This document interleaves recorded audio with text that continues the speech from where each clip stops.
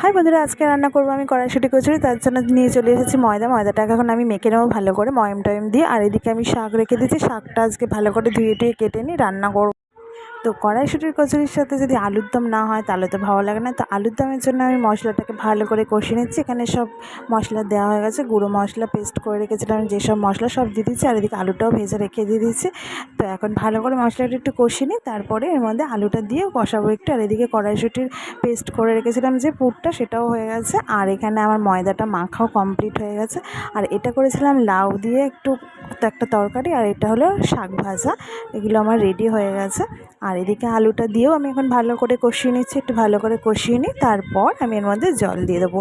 তো কচুরির সাথে আজকে একটু আলুর দম খেতে ইচ্ছা হলো আমার।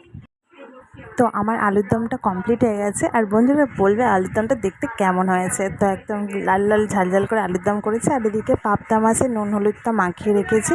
আর এই মাছটা কালকে রান্না করব, বাজার দিয়ে আজকে এই দুটো মাছই নিয়ে এসেছিলো। তো পাবদাটা করবো আর এটা রেখে দেবো, এটা পরশু দিন করবো। তো এর মধ্যে নুন হলুদ দিয়ে রেখে দিয়েছি ভালো করে। এবার একটু মাখিয়ে নিই নুন হলুদটা ভালো করে মাছের মধ্যে।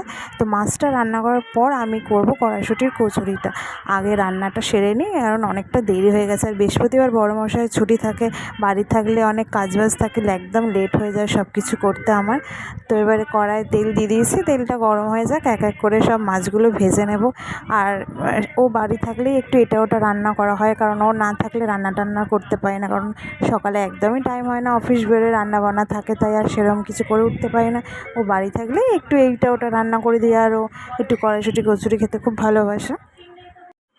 তো বন্ধুরা কচুরিটা তো আমার হয়ে গেছে। তো টিফিন নিয়ে চলে এসেছি আলুর দম আর কচুরি, আর এদিকে রয়েছে মিষ্টি।